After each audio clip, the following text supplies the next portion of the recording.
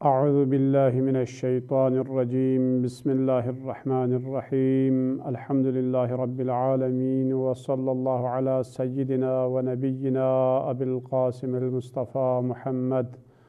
وعلى آله الطيبين الطاهرين الذين أذهب الله عنهم الرجس وطهرهم تطهيرا اللهم صل على محمد وآل محمد ولعنة الله على أعدائهم ومنكر فضائلهم وغاصب حقوقهم من يوم عداوتهم إلى قيام يوم الدين. أما بعد، عن الحسين بن علي عليه الصلاة والسلام عن أخيه الحسن قال: رأيت أمي فاطمة قامت في محرابها ليلة جمعتها فلم تزل راكعة ساجدة حتى اتضح عمود الصبح وسمعتها تدعو للمؤمنين والمؤمنات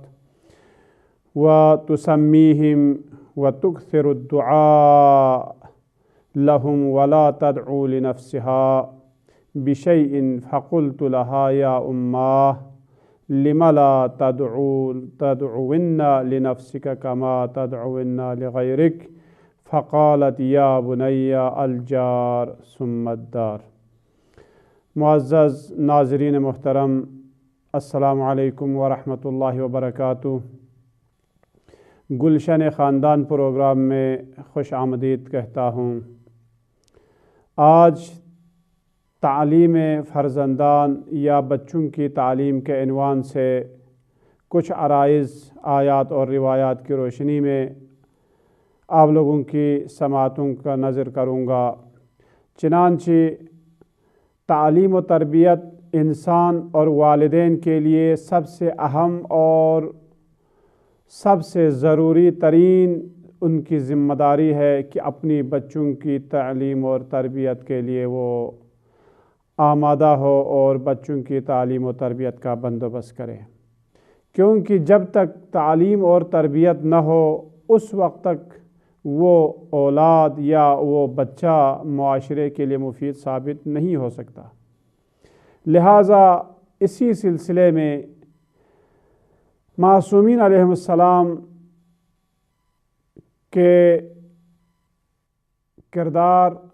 اور ان کی سیرت میں ہمیں یہ ملتی ہے کہ اپنی اولادوں کے سامنے اگر آپ دعا کریں گے، اگر اپنی اولادوں کی تربیت کرنی ہو تو ان کے سامنے اگر آپ دعا کریں گے اور ان کے لیے یہ معلوم ہو کہ ہمارے والدین ہمارے لیے دعا کرتے ہیں، ہمارے عزیزوں کے لیے دعا کرتے ہیں اور ہمارے پڑوسوں کے لیے دعا کرتے ہیں، اور اسی طرح تمام مؤمنین و مؤمنات کے لیے اگر دعا کرتے ہیں تو یہ اولاد پر بھی بہت بڑا اثر اور اس کا بہت بہترین اثر اس کے اوپر پڑ سکتا ہے۔ چنانچہ امام حسین علیہ السلام فرماتے ہیں کہ آپ اپنے بھائی حسن مجتبیٰ علیہ السلام سے آپ نقل فرماتے ہیں کہ میں نے اپنی ماں کو، جناب فاطمۃ الزہرا کو، محراب عبادت میں شب جمعے کو پوری رات حالت قیام اور حالت رکوع اور سجود میں نے دیکھا، اور آپ صبح تک ہونے تک آپ اپنے عزیزوں کے لیے اور مؤمنین و مؤمنات کے لیے آپ دعا فرما رہی ہیں۔ حسن مجتبیٰ نے جب یہ دیکھا تو فرمایا: یا اماں، آپ نے تمام مؤمنین و مؤمنات کے لیے جو اپنے پڑوس میں ہیں یا جو اپنے ارد گرد میں ہیں ان سب کا نام لے کر آپ نے دعا کی، لیکن آپ نے اپنے لیے کوئی دعا نہیں مانگی۔ تو اس وقت جناب سیدہ کونین فرماتی ہیں: الجار ثم الدار، پہلے پڑوس والے پھر اس کے بعد گھر والے۔ خیر، یہ الجار ثم الدار یہ اس حدیث میں ہے کہ اگر آپ نے کہیں پر کوئی گھر خریدنا ہو تو یہاں گھر خریدنے سے پہلے اس محلے کو آپ نے دیکھنا ہوگا کہ یہ محلہ کیسا ہے اور یہ پڑوس والے کیسے لوگ ہیں۔ اس چیز کی طرف آپ نے توجہ کرنی ہے کہ اگر پڑوس والے اچھے ہیں تو تو اس وقت آپ وہاں پر گھر خریدیں۔ لیکن اگر پڑوسی اچھے نہیں ہیں یا مختلف قسم کے افراد ہیں جو غیر اخلاقی طور پر یعنی ان کا کردار سامنے آتا ہے، تو ایسے پڑوسیوں کے سامنے اور ایسے پڑوسیوں کے اندر گھر نہیں خریدنا۔ لیکن یہاں پر جناب سیدہ نے جو فرمایا کہ پہلے دوسروں کو مقدم کریں اور اس کے بعد اپنے لیے دعا فرمائیں، کیونکہ اسی کے ذیل میں کہیں تشریح بھی ملتی ہے کہ وہ یہ ہے کہ جناب سیدہ جو دوسروں کے لیے دعا فرماتی ہیں اور دوسروں کے لیے دعا فرماتی ہے لیکن اپنے لیے نہیں فرماتی، تو جب یہ سوال کیا کہ اپنے لیے کیوں نہیں فرماتی، تو فرمایا کہ میں جب دوسروں کے لیے جو دعا کرتی ہوں کہ وہ حتماً قبول ہوگی، تو ان کے لیے جو ہزارہا ثواب اللہ تبارک و تعالی مجھے عطا کرے گا، لیکن اس کے بجائے میں صرف اپنے لیے ایک دعا کروں یہ مناسب نہیں ہے، کیونکہ اس میں ثواب کم ہے۔ روایت ہے کہ اگر آپ نے کسی بھی مومن اور مومنہ کے لیے یا اپنے کسی مسلمان بھائی کے لیے ان کی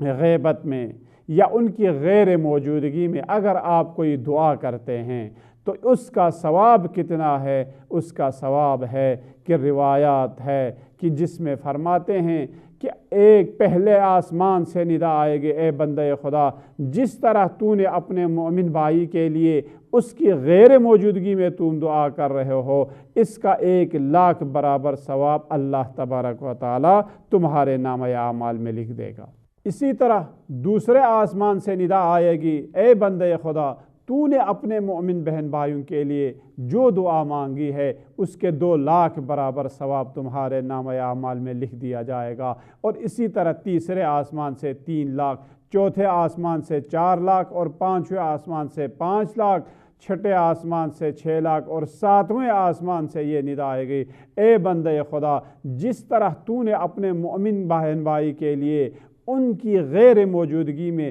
یعنی انہیں معلوم بھی نہیں ہے کہ تو نے ان کے لیے دعا کی ہے یا نہیں کی، تو اس کا ثواب تمہیں 7,00,000 برابر اللہ تبارک و تعالی تمہارے لیے قبول کرے گا اور تمہارے نامہ اعمال میں 7,00,000 برابر ثواب تمہارے لیے لکھ دے گا۔ عزیزان محترم، دوسروں کو مقدم کرنے کا یہی فائدہ ہے۔ اسی لیے فرماتے ہیں کہ معصوم دعا کی قبولیت کے لیے ایک شرط یہ ہے کہ زبان سالم، جو کہ بے گناہ زبان سے اگر دعا ہو تو وہ دعا حتماً قبول ہوتی ہے۔ بے گناہ زبان کیسے کہاں سے لاؤں کہ میں تو دن میں 1000 مرتبہ اپنی زبان سے اپنے لیے گناہ کا مرتکب ہوتا ہوں، غیبت کر کے، چغلی کر کے یا کسی کے اوپر بہتان لگا کر میں اپنے نامہ اعمال کو زبان کے ذریعے میں خراب کرتا رہتا ہوں، تو یہ کیسے ممکن ہے کہ میری زبان میرے لیے بے گناہ ہو؟ تو معصوم فرماتے نہیں، تم دوسروں کے لیے دعا کرو، دوسرے تمہارے لیے دعا کریں گے، تو یہ میری زبان جو میرے لیے ہزارہا اگر گناہ کر چکی ہو، لیکن آپ کے لیے میری زبان سے کوئی گناہ سرزد نہیں ہوا، لہٰذا میری زبان سے جو آپ کے لیے دعا میں کرتا ہوں تو اسے اللہ تبارک و تعالی ضرور قبول کر دیتا ہے۔ اور اسی طرح آپ میرے لیے اگر دعا کریں تو آپ کی زبان سے میرے لیے کوئی گناہ سرزد نہیں ہوئے، تو لہٰذا آپ کی زبان سے جو مانگی ہوئی دعا میرے حق میں اللہ تبارک و تعالی ضرور قبول کرے گا۔ تو لہٰذا فرماتے کہ اپنے کو مقدم نہ رکھو بلکہ اپنے اوپر دوسروں کو مقدم رکھو، تاکہ اس کا کئی 1000 گنا ثواب آپ کے لیے عطا ہو۔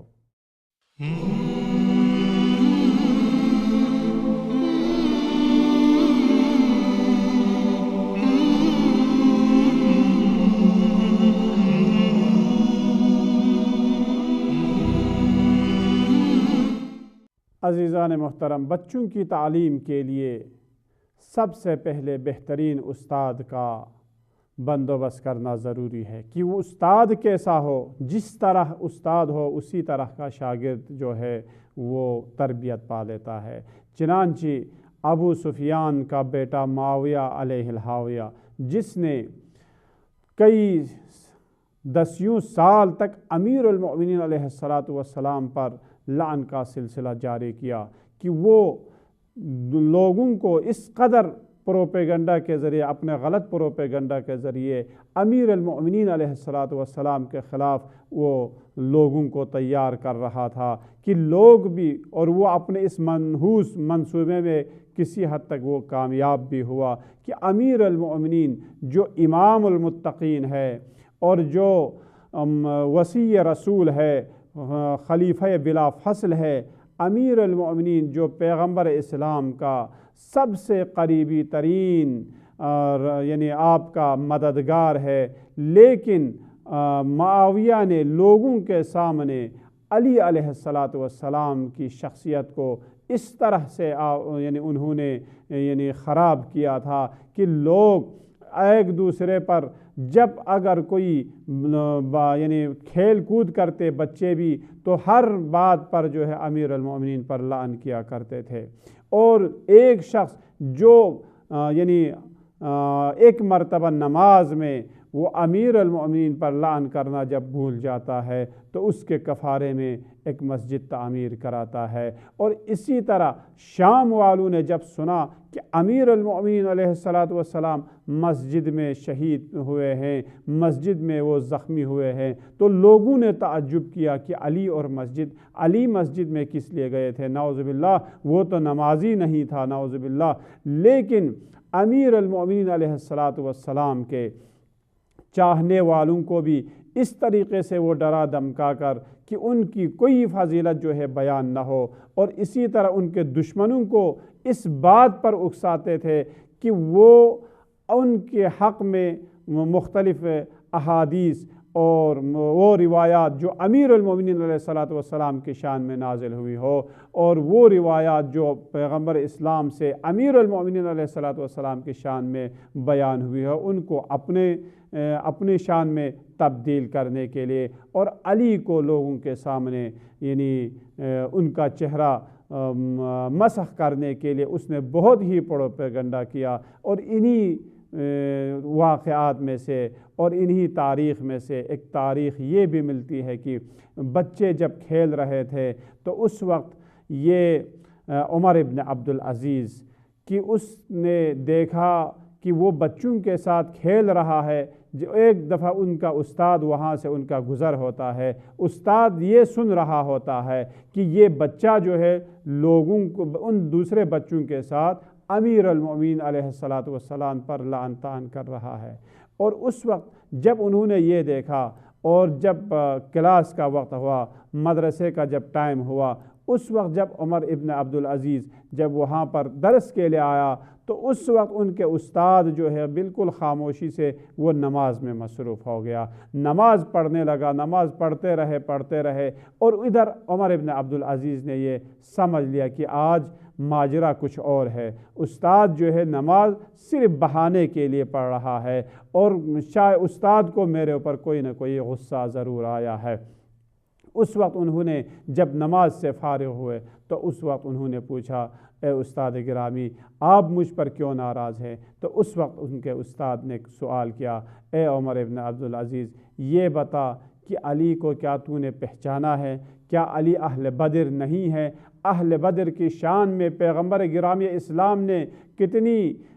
حدیثیں جو ہے بیان فرمائی ہیں، ان کی شان کس قدر بیان ہوئی ہے؟ تو اس وقت انہوں نے کہا جی ضرور، لیکن امیر المؤمنین کیا اہل بدر میں سے نہیں تھے کہ ان کے اوپر تم لعن طعن کیسے کرتے ہو؟ اس وقت وہ بہت پریشان ہوا اور اس وقت انہوں نے کیا کہا، وہیں پر وعدہ کیا کہ اے استاد آج کے بعد میں کبھی امیر المؤمنین پر لعن طعن نہیں کروں گا۔ یہ سلسلہ جاری رہا اور اس کے بعد یعنی وہ یہاں تک کہ جب وہ خود بادشاہ بنے، اس کے بعد جب یہ بادشاہ بنے تو انہوں نے سب سے پہلا کام یہی کیا کہ امیر المؤمنین علیہ السلام پر لعن طعن کرنے کو انہوں نے روک دیا اور اس کے بجائے کوئی اور ذکر الہی جو ہے انہوں نے خطبے میں شامل کیا۔ اور یہی وہ دیکھ رہا ہے کہ جب ان کے باپ نماز جمعہ پڑھا رہا ہوتا ہے، عبدالعزیز خلیفہ جو نماز جمعہ پڑھا رہا ہوتا ہے، اس وقت وہ بہت ہی یعنی بہت ہی شعلہ بیان انداز میں وہ بیان کر رہا ہے، لیکن جب امیر المومنین علیہ الصلاۃ والسلام کے اوپر لعن طعن کرنے کا وقت آتا ہے تو اس کی زبان میں لکنت پیدا ہو جاتی ہے۔ جب یہ زبان میں اس کی لکنت پیدا ہوئی تو یہ عمر دیکھ رہا تھا، عمر ابن عبدالعزیز، اور جب بعد میں انہوں نے سوال کیا، بابا آپ جب خطبہ دے رہے تھے شعلہ بیانی کے ساتھ آپ خطبہ دے رہے تھے، لیکن جب امیر المؤمنین کے اوپر جب آپ لعن طعن کر رہے تھے اس وقت آپ کی زبان میں یہ لکنت کیوں پیدا ہو گئی؟ ہاں، تو اس وقت اس کے باپ نے سمجھا کہ دیکھا بیٹا آپ نے یہ جانچ لیا کہ میری زبان میں لکنت کیوں پیدا ہو رہی ہے، تو اس وقت انہوں نے اس کی تفصیل بتائی۔ اے بیٹا، بات یہ ہے کہ خدا کی قسم اگر علی کی شان میں جتنی فضیلت، علی کے فضائل جتنے پیغمبر گرامی اسلام نے بیان کی ہے کسی اور کے بارے میں بیان نہیں کی ہے، کاش اگر ان کے فضائل میں سے کوئی ایک فضیلت بھی ہمارے لیے ہوتے تو ہمارے لیے یہی کافی تھا، لیکن تو اس وقت انہوں نے سوال کیا اگر ایسا ہے علی اہل فضیلت ہیں تو آپ ان کے اوپر لعن کیوں کرتے ہیں؟ تو وہ کہتے ہیں کہ افسوس کے ساتھ کیونکہ حکومت ہے اور دولت ہے اور یہ بادشاہت ہے اور یہ خلافت ہے، اگر ہم علی علیہ السلام کے خلاف لوگوں کو نہ اکسائے اور لوگوں کے سامنے ان کے اوپر لعن طعن نہ کرے تو ہماری حکومت چلی جائے گی اور ہماری خلافت چلی جائے گی۔ بس عزیزان محترم، بچوں کی اور اپنی اولاد کی تربیت کے لیے بہترین استاد کو تلاش کرنا چاہیے، اور اسی استاد کا، ایک اچھے استاد کا یہ اثر ہوا کہ وہ بچہ جو خلیفہ بنی عباس کے اولادوں میں سے تھا کہ وہی امیر المؤمنین علیہ السلام پر لعن طعن کرنے کو وہ اب یعنی منع کرتے ہیں، اور اس کے بعد ان اللہ یأمر بالعدل والاحسان اس آیے شریفہ کو وہ اپنے خطبے میں شامل کر لیتا ہے، اور یہی بات ہے کہ بچوں کو تعلیم اگر دیں تو اس لیے کہ تعلیم دینا بچوں کے لیے والدین پر فرض ہے، واجب ہے۔ کیوں واجب ہے؟ کہ روایت میں ہے رسول گرامی اسلام فرماتے ہیں افسوس ہو آخری زمانے کی اولادوں پر کہ ان کے والدین انہیں دینی تعلیم نہیں دیں گے۔ کسی نے سوال کیا آپ کی مراد مشرک والدین ہیں کہ جو مسلمان نہیں ہے؟ فرمایا نہیں، بلکہ میری مراد مومن والدین ہیں جو اپنے بچوں کو دینی تعلیم نہیں دلائیں گے، اور اگر بچے کوئی چیز سیکھنا چاہیں تو وہ منع کریں گے اور دنیا کی معمولی چیز انہیں دے کر اپنے اوپر وہ راضی ہوں گے کہ لوگوں کو، بچوں کو اگر مالی طور پر یا ان کے اخراجات کے طور پر وہ بہت کچھ ان کے سامنے رکھ دیتا ہے اور ان کا خرچہ پورا کرتا ہے، لیکن تعلیم و تربیت کی طرف ان کی کوئی توجہ نہیں ہوتی، لہٰذا ان لوگوں پر اور ان بچوں پر پیغمبر گرامی اسلام نے افسوس کا اظہار کیا۔ تو اس وقت فرمایا کہ ایسے والدین سے میں بیزار ہوں۔ کون سے والدین؟ جو بچوں کے اخراجات کو تو وہ برداشت کر لیتے ہیں لیکن ان کی تعلیم و تربیت کا کوئی بندوبست نہیں کرتا۔ بس بچوں کو تعلیم دینے کا کتنا ثواب ہے؟ پیغمبر اسلام نے فرمایا جب استاد بچے کو تعلیم دیتے ہوئے بسم اللہ الرحمن الرحیم جب وہ کہلواتا ہے اس بچے سے، تو اس وقت وہ بچہ اور وہ معلم اور وہ یعنی استاد اور اس بچے کے والدین کو بھی اللہ تبارک و تعالی جہنم کے عذاب سے انہیں نجات دلاتا ہے۔ یہ تعلیم کا ثواب ہے۔ اور امام جعفر صادق علیہ السلام نے بھی رسول گرامی اسلام سے نقل کی ہے، روایت کی ہے کہ ایک دن حضرت عیسیٰ علی نبینا علیہ السلام ایک قبر کے قریب سے گزرے تو اس صاحب قبر پر عذاب ہو رہا تھا، اور یعنی دوسرے سال جب وہاں سے گزرے تو عذاب ٹل چکا تھا۔ لوگوں نے سوال کیا بلکہ ایک روایت میں ہے کہ وہاں سے پہلے جلدی گزرنے کا حکم دیا، لیکن بعد جب واپس آ رہے تھے تو وہاں پر سے رک کر ٹھہر کر جانے کا حکم دیا۔ تو اس وقت حواریوں نے سوال کیا، یا نبی اللہ، یہ کیا ماجرا ہے؟ جاتے وقت آپ نے ہمیں جلدی سے یہاں سے گزارا، اور اب جب آ رہے ہیں تو آپ فرما رہے ہیں کہ آہستہ چلے، وجہ کیا ہے؟ تو وجہ یہ ہے کہ صاحب قبر پر عذاب ہو رہا تھا، لیکن جب اس کا بچہ مولوی کے پاس، جب اس کا بچہ محلے میں آخوند کے پاس جا کر اس نے قرآن کی تعلیم شروع کرتے ہوئے اس نے بسم اللہ الرحمن الرحیم اس بچے نے اپنی زبان پر، اس یتیم بچے نے جاری کیا، تو اللہ تبارک و تعالی فرماتا ہے کہ مجھے شرم آتی ہے کہ اس کا بچہ میرا نام اور رحمان الرحیم کا اقرار کرے اور اس کا باپ جو ہے وہ عذاب میں رہے، لہٰذا وہ عذاب ٹل چکا ہے۔ تو عزیزان محترم، تعلیم کا کتنا ثواب ہے اس سے آپ اندازہ لگا سکتے ہیں۔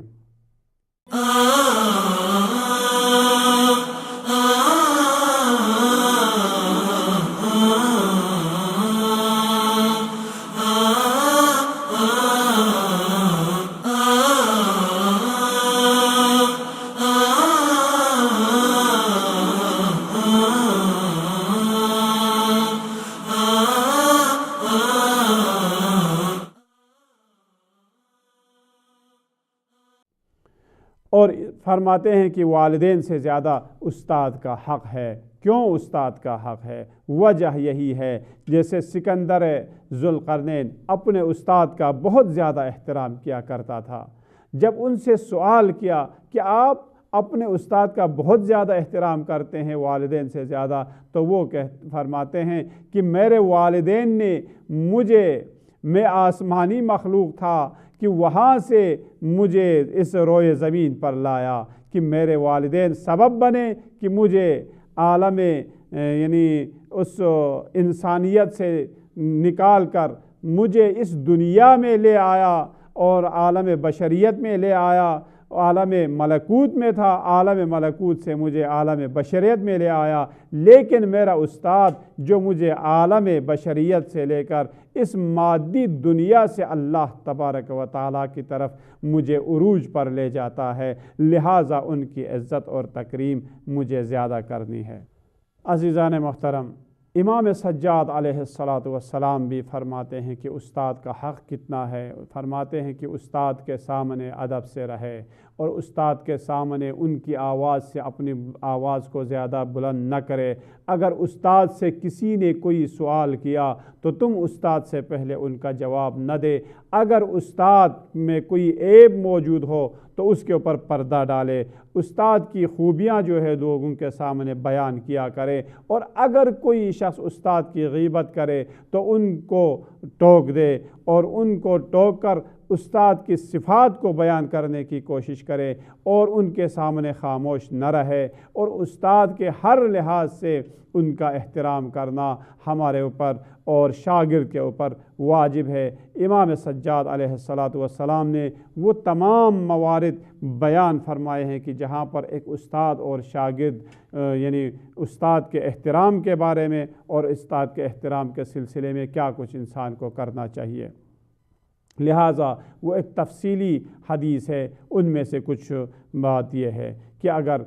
استاد کے کوئی دشمن اگر ہو تو اس دشمن کے ساتھ، استاد کے دشمن کے ساتھ نہ رہے بلکہ اس استاد کے دوستوں کے ساتھ رہے، اور اسی طرح استاد کے لیے ان کی طلب مغفرت کے لیے دعا کرتے رہے۔ کیوں؟ اس لیے کہ استاد کا حق ہے کہ جس نے ایک مرتبہ اس نے بسم اللہ الرحمن الرحیم سکھایا تو اس کا ثواب کتنا ہے۔ چنانچہ امام حسین علیہ السلام کے بارے میں ہے کہ آپ نے اپنی اولادوں میں سے کسی ایک بچے کو جب کسی استاد نے تعلیم دلائی تو ان کو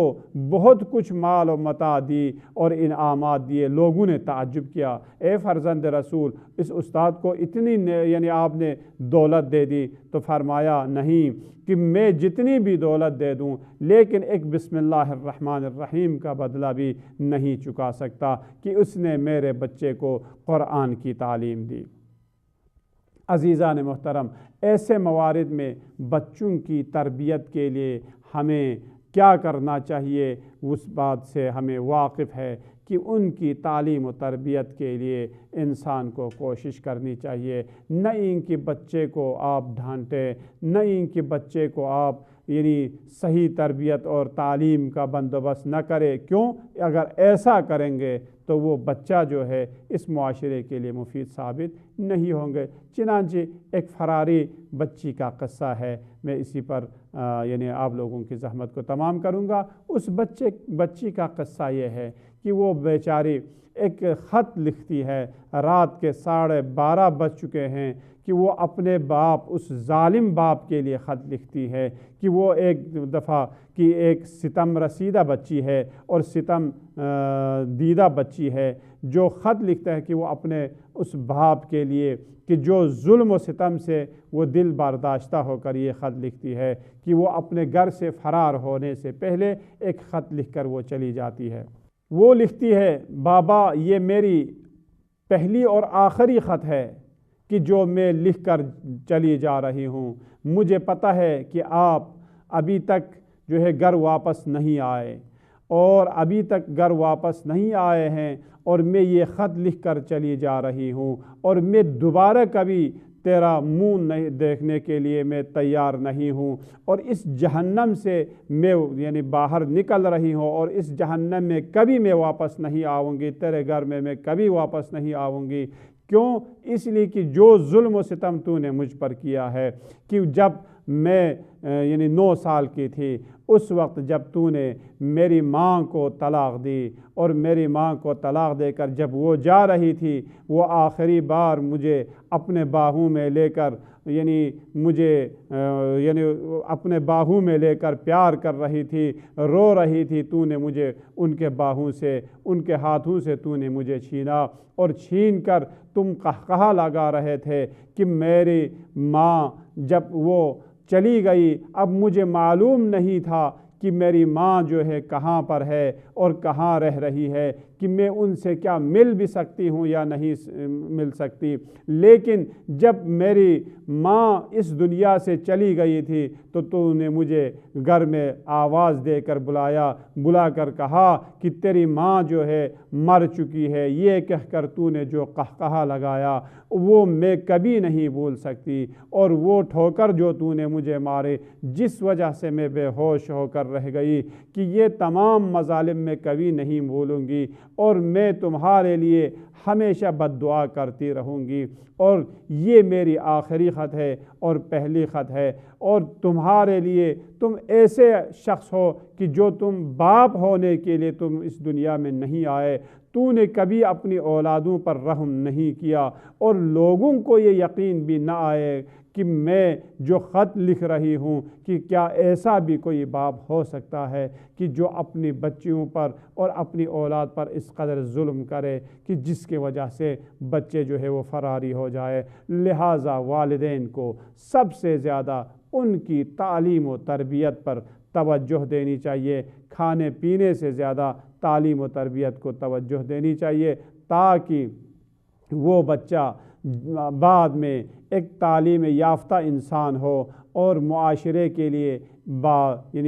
سواد اور مفید شخص ثابت ہو، اور معاشرے کے لیے آئندہ آنے والی نسلوں کے لیے وہ بہترین نمونہ بنے، اور آئندہ آنے والی نسلوں کی وہ صحیح تربیت کرے، اور اللہ تبارک و تعالیٰ کے دین کو صحیح سمجھنے والا ہو۔ اور وہ بچہ جو اپنے دین کو نہیں سمجھ سکتا، وہ بعد میں معاشرے کے لیے بھی زیادہ مفید نہیں ہو سکتا۔ لہٰذا ہماری دعا ہے پروردگار عالم ہمیں بولنے سے زیادہ توجہ اور ان پر عمل کرنے کی توفیق عطا فرمائے، اور ہمارے اپنے بچوں کی اور اپنی اولادوں کی صحیح تربیت کرنے کی ہم سب کو توفیق عطا فرمائے۔ والسلام علیکم ورحمۃ اللہ وبرکاتہ۔